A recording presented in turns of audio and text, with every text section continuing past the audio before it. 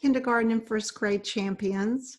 I'm starting today with this backdrop of the Cinderella Castle at Walt Disney World because today we celebrate Disney Attire Day. So I wore my Mickey Mouse hoodie jacket and my Disney on the Record shirt as we celebrate Disney Attire Day. But when I start reading in a few minutes, I'm going to change my background so it's easier for you to see the pictures in the book.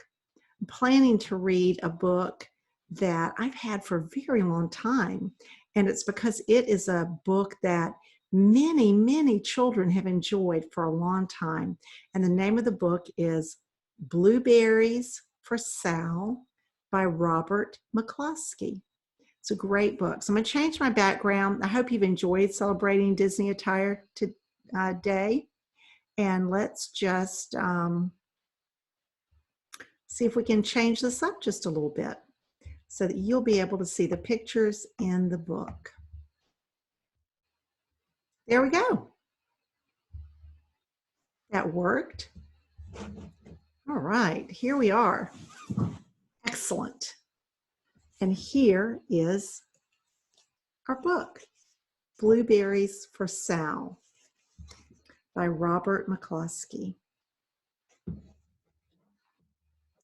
One day, little Sal went with her mother to Blueberry Hill to pick blueberries.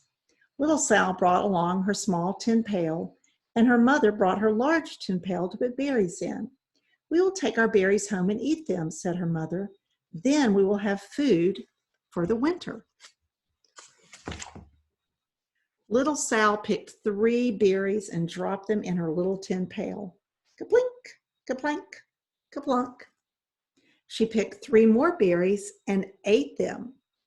Then she picked more berries and dropped one in the pail. Kaplunk. And the rest she ate. Then little Sal ate all 4 blueberries out of her pail.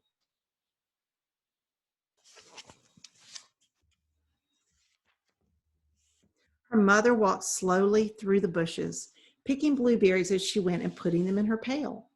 Little Sal struggled along behind, picking blueberries and eating every single one.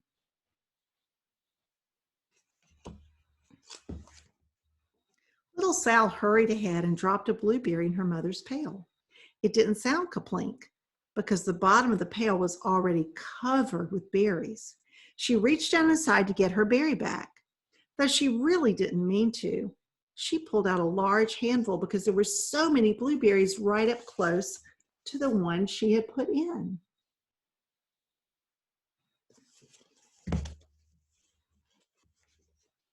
Her mother stopped picking and said, "Now, Sal, you run along and pick your own berries. Mother wants to take her berries home and can them for next winter."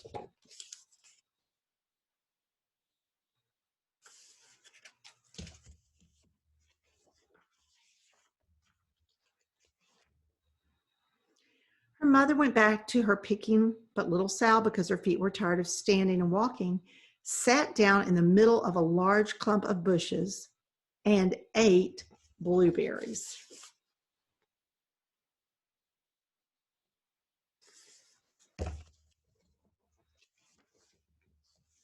On the other side of Blueberry Hill, Little Bear came with his mother to eat blueberries. "Little Bear," she said, "eat lots of berries and grow big and fat.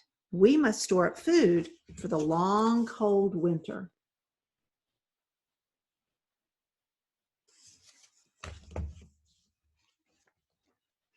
Little Bear followed behind his mother as she walked slowly through the bushes eating berries. Little Bear stopped now and then to eat berries. Then he had to hustle along to catch up.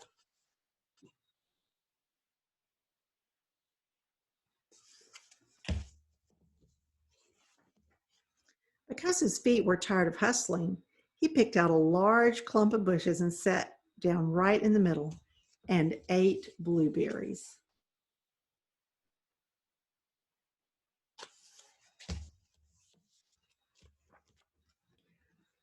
Over on the other side of the hill, little Sal ate all of the berries she could reach from where she was sitting. Then she started out to find her mother.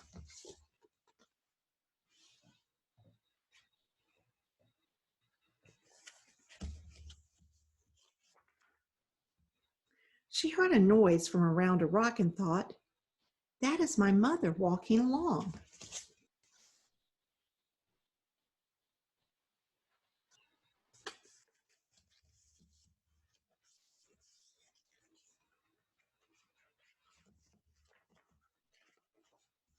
But it was a mother crow and her children, and they stopped eating berries and flew away, saying, "Caw, caw, caw."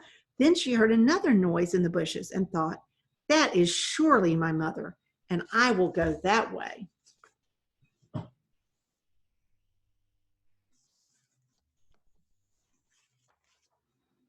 But it was Little Bear's mother instead. She was tramping along, eating berries and thinking about storing up food for the winter. Little Sal tramped right along behind.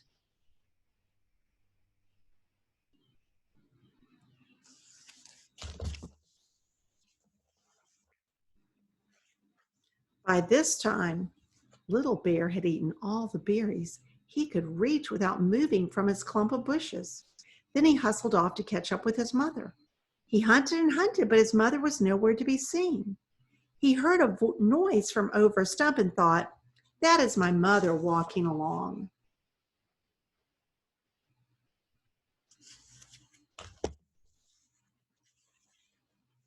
But it was a mother partridge and her children. They stopped eating berries and hurried away. Then he heard a noise in the bushes and thought, "That is surely my mother. I will hustle that way."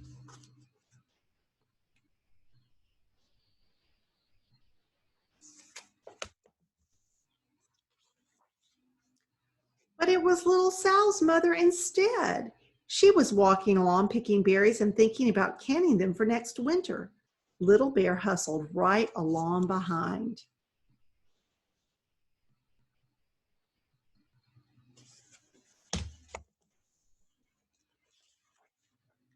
Little Bear and Little Sal's mother and Little Sal and Little Bear's mother were all mixed up with each other among the blueberries on Blueberry Hill.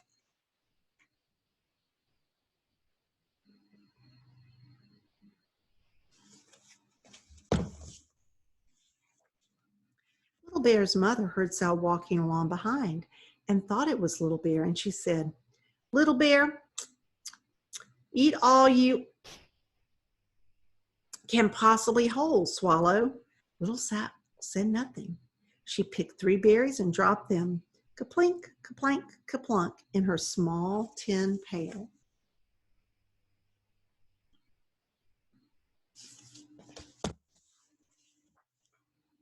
Little Bear's mother turned around to see what on earth could make a noise like kaplunk. "Grrrr," she cried, choking on a mouthful of berries. "This is not my child. Where is Little Bear?" She took one good look and backed away. She was old enough to be shy of people, even a very small person like little Sal. Then she turned around and walked off very fast to hunt for Little Bear.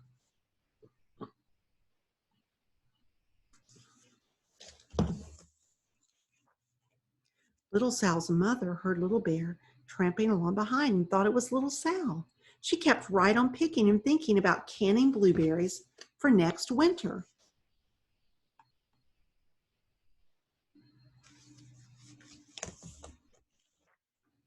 Little Bear paddled up and peeked into her pail.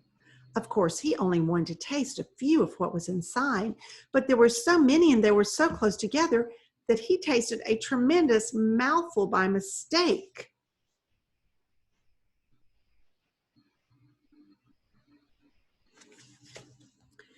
"Now, Sal," little Sal's mother, without turning around, "you run along and pick your own berries. Mother wants to can these for next winter." Little Bear tasted another tremendous mouthful and almost spilled the entire pail of blueberries.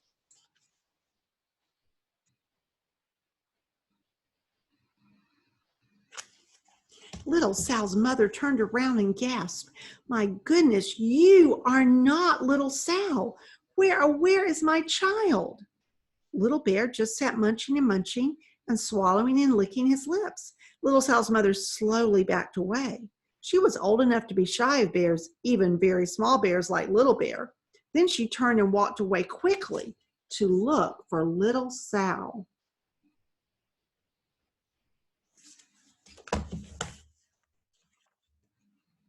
She hadn't gone very far before she heard a kaplink, kaplank, kaplunk. She knew just what made that kind of noise.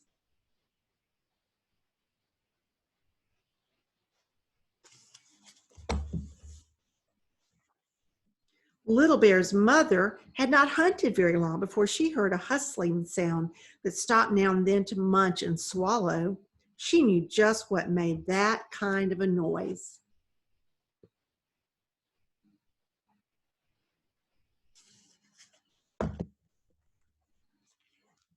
Little Bear and his mother went home down one side of Blueberry Hill, eating blueberries all the way and full of food stored up for next winter. And Little Sal and her mother went down the other side of Blueberry Hill, picking berries all the way, and drove home with food to can for next winter. A whole pail of blueberries and 3 more besides.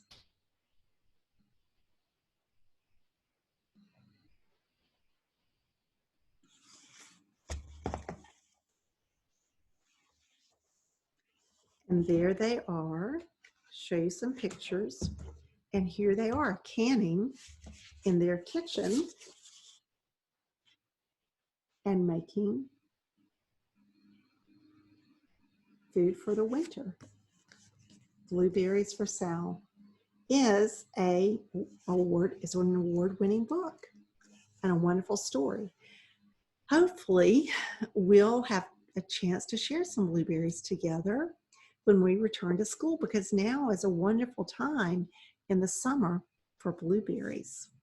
Thank you so much, kindergarten and first grade champions. Take care of yourselves, and I'll see you again soon. Bye now.